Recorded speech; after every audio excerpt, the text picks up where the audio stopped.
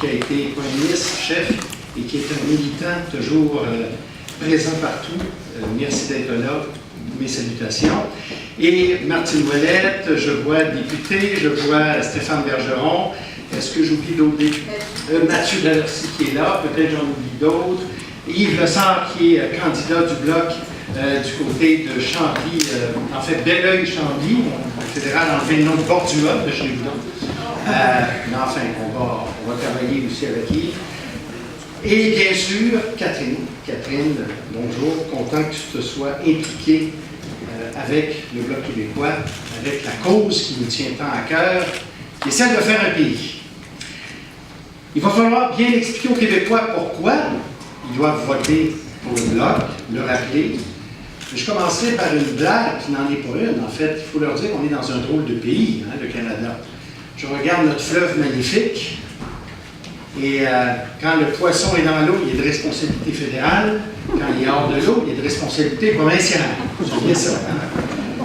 Et là, M. Harper est en train d'inventer autre chose. Quand le pétrolier passe sur le fleuve, il serait des responsabilités fédérales. Mais quand il coule, il y a un déversement, ça serait des responsabilités provinciales.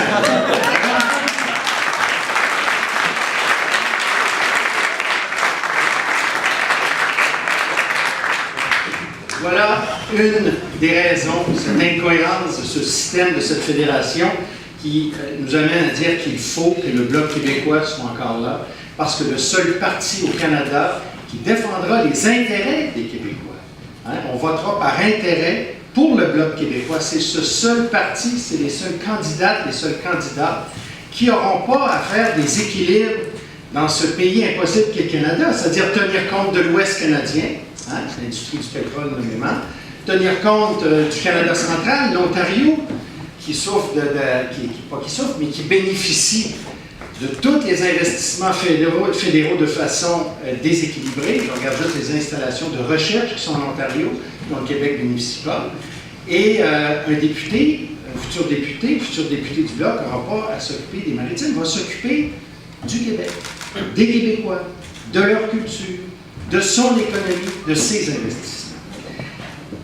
Et les candidats du Bloc, il va falloir aussi le répéter, le dire aux Québécois, ils sont courageux. Ce ne sont pas des gens qui suivent les modes, ce sont des gens qui s'impliquent dans un parti qui est en reconstruction, un parti qui prend un nouvel élan. Et il va falloir aussi bien expliquer aux Québécois que plusieurs, en 2011, vous vous en souvenez peut-être du résultat de l'élection, hein, les Québécois ont décidé d'aller parce qu'ils ne voulaient pas, ils ne voulaient vraiment pas que Stephen Harper devienne Premier ministre du Canada. Ils ont décidé de laisser, hein, ils ont fait ce choix, le Bloc québécois pour aller vers le NPD. Ils ne voulaient pas que M. Harper devienne Premier ministre. Quel était le résultat? M. Harper, qui jusque-là avait été à la tête d'un gouvernement minoritaire, est devenu Premier ministre avec un mandat majoritaire. Il faut le dire aux Québécois. Les Québécois, la population du Québec ne représente que 22-23% de ce pays-là. Maintenant, dorénavant, un parti canadien peut prendre le pouvoir sans se préoccuper des Québécois. Combien il y avait de députés élus, M. Harper, en 2011 au Québec? Savez-vous? 5. 5. On n'a jamais vu ça. Alors, il y a des enseignements. On ne fait même pas de politique quand on dit ça. Un parti canadien prend le pouvoir avec simplement 5 députés de sa formation au Québec.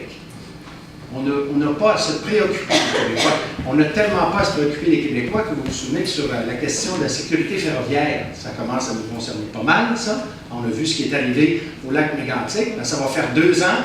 Il y avait 116 inspecteurs au Canada qui s'occupaient de la sécurité des voies ferrées. 2 ans plus tard, savez-vous combien il y en a? Maintenant, 117. On a ajouté un. Toutes les voies ferrées au pays. Les députés, futurs députés du Bloc québécois vont défendre les intérêts des Québécois, vont protéger les Québécois, vont protéger leur culture et vont rappeler surtout au reste du Canada que le Québec est toujours là. Il existe toujours. Il n'est pas une nation simplement de par son nom, il est une nation de par sa culture, son identité, et qu'il a le droit d'avoir des pouvoirs qui lui sont propres. Le Bloc québécois servira de façon importante. Je termine en vous disant une chose. La nation québécoise mérite qu'on se batte, qu'on puisse se battre pour elle. Quelquefois, on connaît des défaites, mais il faut se relever. J'en sais quelque chose. Alors, il y a des gens ici qui s'impliquent, qui reviennent, et la cause du Québec mérite, nos familles québécoises méritent qu'on se batte pour elles. Et nous avons des gens de conviction. Nous avons des gens qui ne sont pas des opportunistes. On ne peut pas être des opportunistes de faire ça absolument. Ils le font par conviction. Et ça, la population du Québec sait, je crois, reconnaître les gens courageux et les gens qui ont des convictions. Alors, votons Bloc québécois. Il faut appuyer Catherine pour qu'il puisse élargir l'horizon, je dirais, du Québec, qu'il puisse rappeler à Ottawa, ce gouvernement loin là-bas, qu'il se passe des choses ici.